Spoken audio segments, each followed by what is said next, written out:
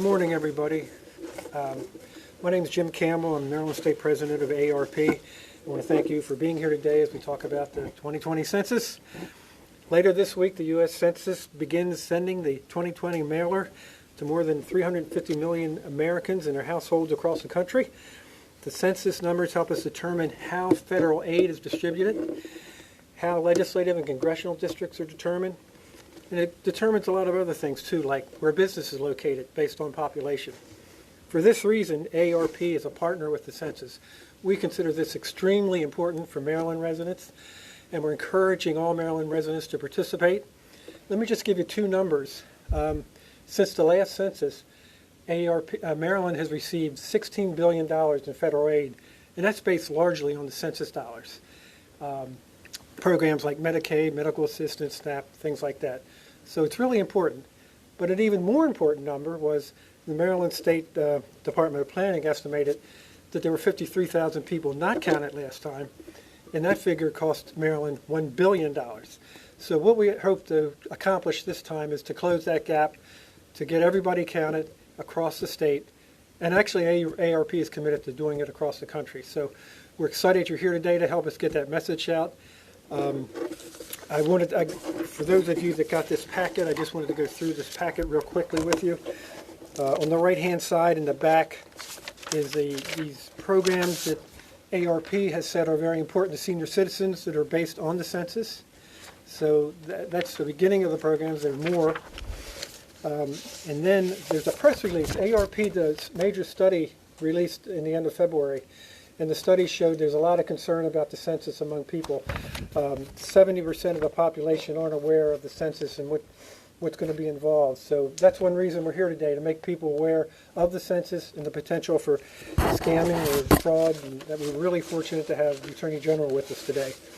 And then these other two forms are this is the $16 billion in aid that Maryland gets based on the Georgetown study. Every state in the country has one of these forms, so it's really important. And then the Maryland State Department of Planning numbers on the undercount. So this is an important meeting for us to get the word out across the state and across the country. We're fortunate to have two really great representatives today. Tom Coogan with the U.S. Office of Census, he's going to go first, and then our great Attorney General is going to go second. So let me start with you, Tom. Thank you.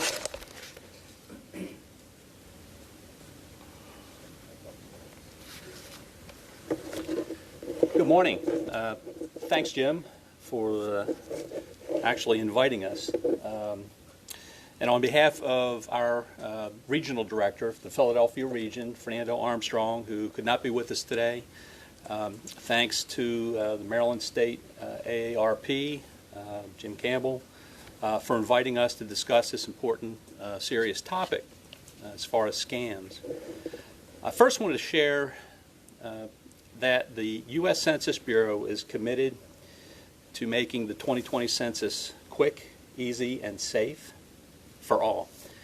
Please know that the Census Bureau will not send an unsolicited email, ask for your Social Security number, ask for your bank account, credit card numbers, donations, or money at all. The Census Bureau will not contact anyone on behalf of a political party, as the agency is a non-political, non-partisan agency. So, a quick note about the 2020 census. This week, as Jim alluded to, mailings will be dropping into the post office. Those are invitations. There will be a total of 5 mailings starting this week through late April. The first one would be basically an invitation to go online to complete your census. Each address has an identifier number, which makes it, once you log on to the website, makes it a lot easier to go through the online piece. It takes about 10 minutes to get that done. So it's the first time ever that we're doing online, and also by phone, and as well as the paper form for some of us AARP members, which I can proudly say that I'm now a member of, who remember the paper form. Those will be coming out as well later on in April. Okay. Now, starting in mid-May, census workers will begin visiting addresses for those addresses who had not responded at that point.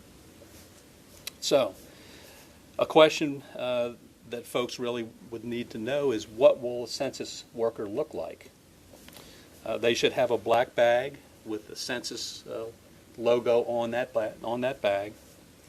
They will have a census badge with a photo, the photo, name, and an expiration date on that badge. The badge also has the 800 phone number for folks to call to verify if this is truly a census employee. So they'll have that, and in addition, they will conduct the census on a smartphone. Many of us who would remember, 10 years ago, you might have a large book with a piece of paper, notepad, binder. It's all done on smartphone now. So, in addition, that's what a census worker would look like. So, in addition, the Census Bureau is committed to work with the community in helping to identify possible scams. The Public Information Office at the Census Bureau consistently follows up on leads and contacting those who intend to misinform the public. That office has a department that continually monitors social media sites for that type of misinformation. At one point in time, there was I guess someone posing, calling themselves the Department of Home Affairs, going door to door and trying to contact people to get their ID and things of that nature. So these sort of things are not should not be put up with in our community. There is an 800 number in order to verify employees and in order to report scams. It's an 800-923-8282. There's also a rumor control type department in the Census Bureau, rumors at census.gov, to squelch some of the continuing rumors that are still out there about things such as the citizenship question. Does everyone count? And our sharing of information. And as folks should know, that information due to Title 13, census employees are sworn by Title 13 not to share any information at all. There are stiff penalties for that. There's also, I would encourage folks to go online if there's a question at all as far as, is this a scam? Is this truly the census? To go onto the Census Bureau website. The Census Bureau website does have things such as a staff search. You can actually type someone's name in to see if that person is actually an employee of the Census Bureau. And lastly, for our folks, if all else, if our community feels that something's not right, by all means, contact your police, local police. So I think those are important things to keep in mind. As I say, we do work continually to stop misinformation through our various departments in the Census Bureau. So with that, I'd like to pass that on to the Attorney General. Or Me first. oh, you okay? Go me. All right, Jim. Thank you.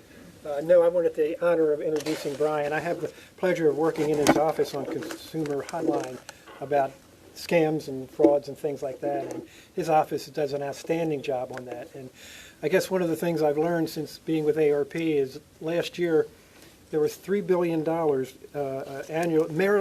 Americans lose $3 billion annually because of fraud. And we need strong actions to deal with that. And the majority of these criminals pretend to be from government agencies. It's either the Internal Revenue Service, Social Security Administration, or Health and Human Services. So you know they're going to take advantage of the census. They're going to try to find a way to take advantage of the census. So we need strong action in making sure that this massive operation, people aren't abused by it. So it's really an honor to introduce our great Attorney General, Brian Frosh. Well, first, thanks to Tom and the Census folks for being here, for doing this good work, and special thanks to AARP for hosting this, and to Jim Campbell in particular. Jim and I served in the House of Delegates together. Now he volunteers in our office in his retirement, and he does exactly what we're here to talk about. He's part of our mediation unit. We get about 40,000 calls a year from people who feel they've been mishandled, cheated, defrauded, and we are able to return $10 to $15 million a year to consumers through the work of people like Jim and the 60 or 70 volunteers that we have working on this every day. I think it's important to re-emphasize what Tom and Jim have said about the importance of the census itself. Maryland gets billions of dollars based on how many people report residing in the state. And we get money for roads, schools, health care, you name it. We also get, and our congressional representation is dependent upon the number of people who reside in our state, citizens, non-citizens, and it is extremely important for our representation in Congress, for the aid that we get from the federal government, that everybody do his or her duty and report to the census that they're living in our state.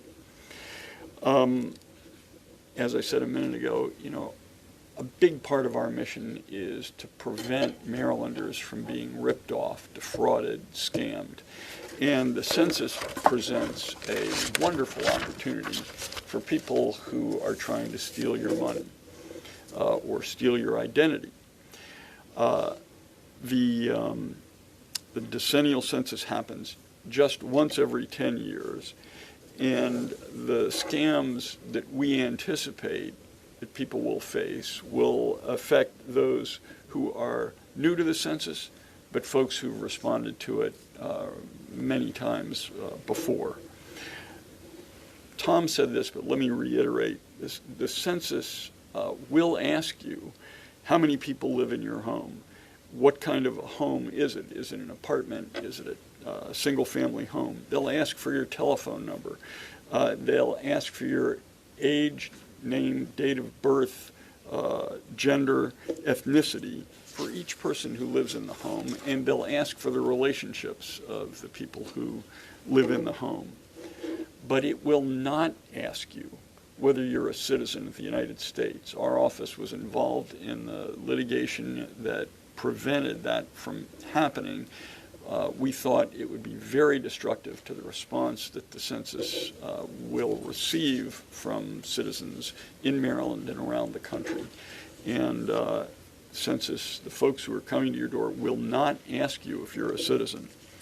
They will not ask for your Social Security number. They will not ask for money or donations of any kind. They won't ask for anything on behalf of a political party. They won't ask for your bank account number, your credit card number, your personal schedule when you leave for work. The census will almost exclusively contact you by mail, only followed up by a personal visit if you don't respond to the multiple mailings that Tom mentioned that you'll get. An unsolicited email that purports to come from the census, don't respond to it. Do not reply. Don't open it. Just delete it. The official census mail has a return address in Jeffersonville, Indiana. If it comes from somewhere else, it's a scam. Don't trust your caller ID. If you get a call that says U.S. Census Bureau, scammers can easily spoof IDs of businesses, of other people, and there's a good chance that whomever is calling you is a scammer. If you need to talk to somebody at the Census Bureau, you can call them directly. The number is 800-923-8282. And as Tom mentioned, the census takers who are coming to your door wear an ID. It's got their picture on it. It's got a U.S. Department of Commerce watermark, an expiration date. They should have a copy of the official census letter that you received from the Census Bureau. So you can identify folks easily by those items. If someone comes to your door and you're suspicious, you're concerned, all you have to do is call the Census Bureau, 800-923-8282. And if the person on the phone says, oh yeah, that person's legitimate, they are. If they say they're not, then close the door. You can call the police, do whatever you think appropriate. If at any point you question either the identity of the person at your door, the mail that you've received, an email that you've received, any other form of communication that you've received, call the Census Bureau, the number that I gave you a few minutes ago.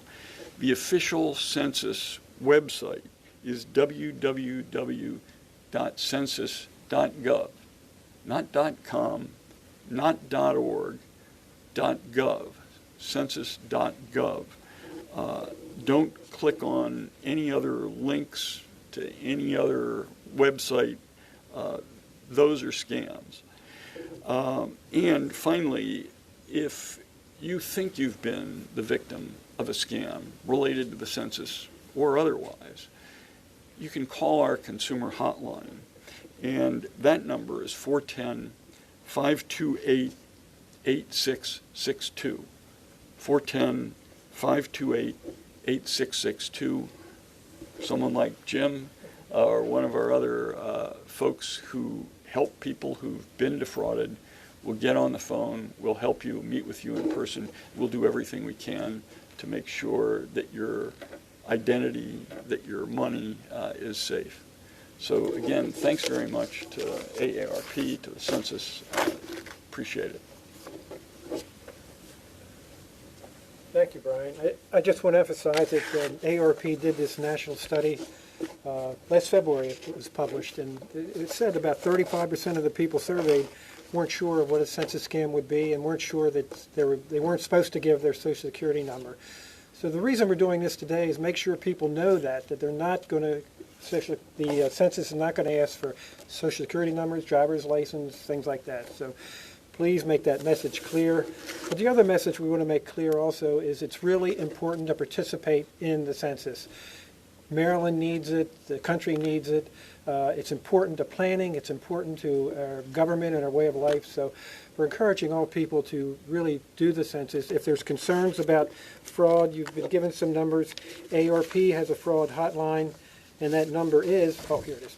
AARP fraud hotline is 877-908-3360. They have a very active group working on census-related fraud, so I would encourage people, if they have questions, to call the AARP fraud hotline at 877-908-3360. So now we thought we'd take questions with Brian and Tom, if you want to come up here. And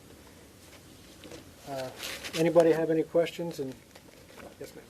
Question, Tom, you mentioned that this is the first time ever that the census is being done online and by phone. I know there's no emails. Can you clarify, you mean the website? You say online? Online would be the website. Okay, yes. Online would be the invitation for the website. The invitation will have that website on there. Folks log into that, and they either use their identification for that address, or they don't really need to. They proceed to go through that census online. There's no email involved. There's no email invitation. It's all by direct mail. So that you're mailed an invitation? You're mailed an invitation, yes, yes. At no time will we get an email from the census. No, not unsolicited, not unless you're working with someone about an issue, okay? But anything unsolicited, no. Attorney General, do you mind asking, have there been examples of census fraud that you are aware of that you have heard from your constituents? Well, not yet, but I'm anticipating next week they'll start trickling in, maybe pouring in. But in the past, Oh, in the has this past. been an issue here, and what are some examples of what you Well, so the last time this happened was 10 years ago. I was an attorney general. The internet was, and scamming on the internet was not as robust as it is today. So we expect this will be unprecedented, is our expectation. We're getting, all of us in Maryland and around the country are getting billions of robocalls, scam calls, emails, and the numbers, if you look back historically, are just on a very steep curve going up. So we expect this is a vehicle where people know the government is going to be contacting them. It's very easy to impersonate the government, especially if they can't see you on the phone, via email. And I think, I hope I'm wrong, but I think there are going to be many, many attempts to steal the identity, to steal the money of Marylanders in the course of the census. Is there some fear, though, because of that so many people will just shy away from actually wanting to do it because they're in... Sure. Yeah. You want to? Yes, that's a major concern of ours with all the publicity the census has gotten and some of this concern, yes. And to answer your question more specifically, we've heard reports from other parts of the country that census people have gone to, not census people, but people have gone to houses posing as the census asking for money. So that's not, the census people will never ask for money. So we just want to make people aware of these possibilities out there. Is there a certain group of people that they would be targeting or something that would make them stand out that these scammers will try to come after, or is anybody pretty much at? I mean, I think the answer is it's pretty much the target that all the other scammers have. Senior citizens are always a target in large part because that's where the money is. But folks who perhaps don't have English as their first language, anybody that is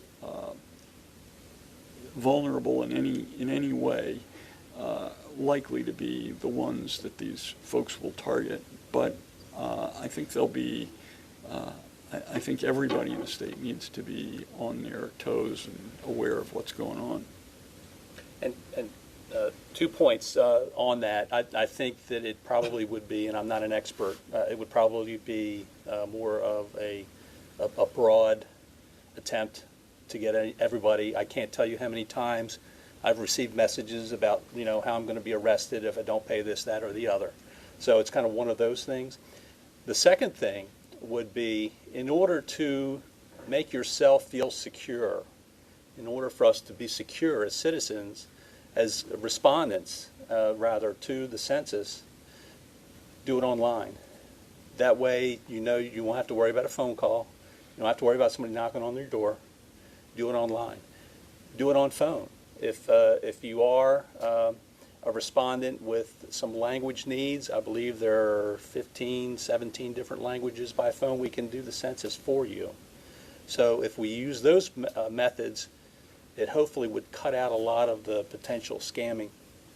So just a thought on that. Just on that point, a lot of seniors will be getting this postcard this week with a link to a site where they could fill out the information. And there's a lot of concern as whether they'll be comfortable with that process. And one thing AARP is doing is working with senior centers and libraries around the state to have volunteers work with people to help them complete their census information. So that's one of our priorities, and we encourage other volunteers that might want to help to get involved in that project too.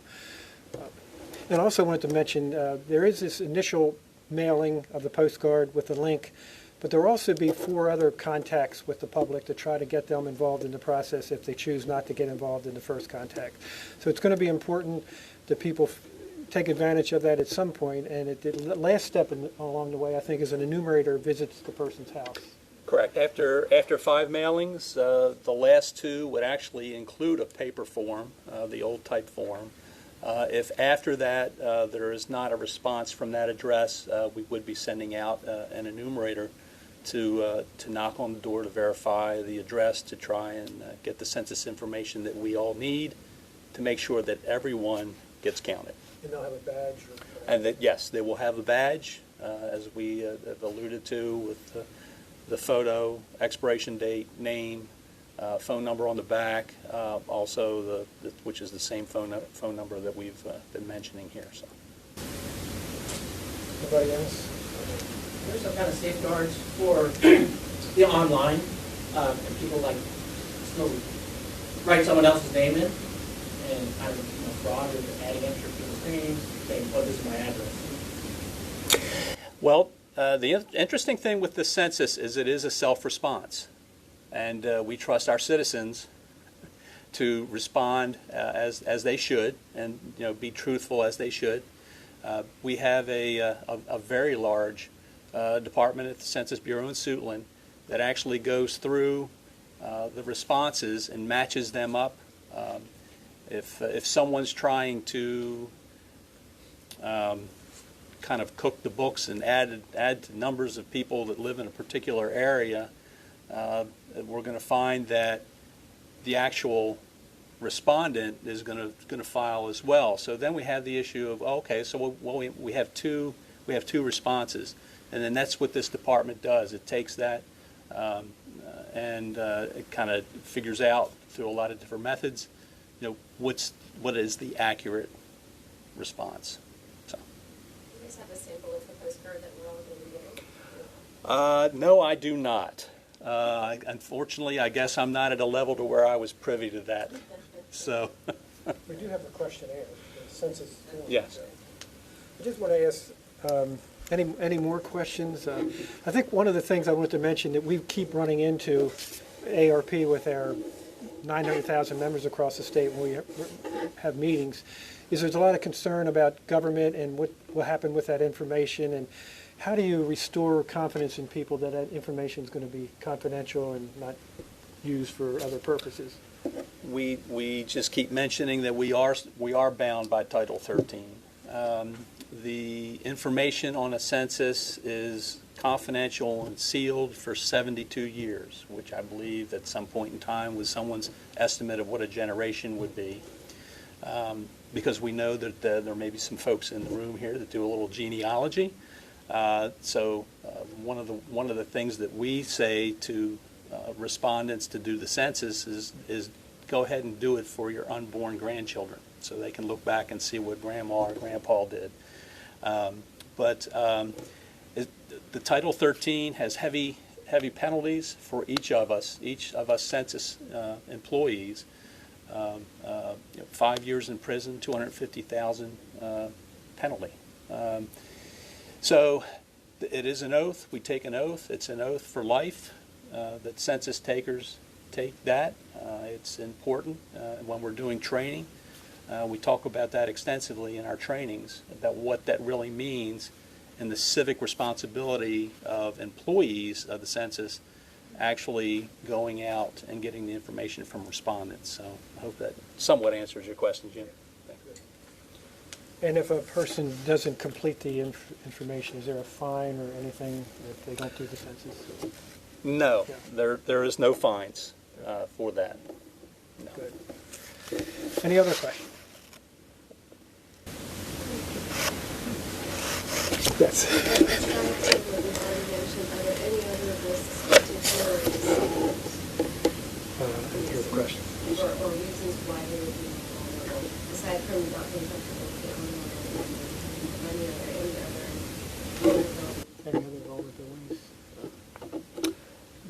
Nothing other than just the average everyday, scammer in the community. Interestingly, a lot of our employees are seniors, and we greatly appreciate the effort and the contribution that they're giving back to the community in that regard. But I'm not aware of any additional. No, it's basically wealth. And wealth and the potential for confusion. But that's, I mean, seniors are the preferred target for scammers across the world. Sorry if you mentioned this before, is there a deadline, or when is there a deadline to like submit your answers? There is not a deadline per se. The collection of the non-response follow-up, where folks are going out, would probably end somewhere in late July, depending upon the online and phone response. If everybody does it online and by phone, then there are not very many people knocking on doors. So, but no deadline. I did want to mention that AARP is having a teletown hall Thursday night about the census. People can, Brian's on it, and are you on it? Somebody from the census will be Yes. there. You can call in with phone calls and ask questions, and this is our information, and somewhere around here there's a phone number. No, what you do is you register, there's a link there. Oh, you, right, okay. To register to participate in the town hall, so you're opting into the phone call, and then you'll get that phone call at about 5:55 on Thursday evening. So Brian will be on it, and the census people, and that's a great way to answer specific questions about the census. So. And that's where we'll be taking public Q&A. I did want to introduce our state director, Hank Greenberg, Maryland State Director. Thank you, Hank. Thank you all very much. We'll be here if you have other questions too, so thank you. Sure. And there's refreshments sort of over there.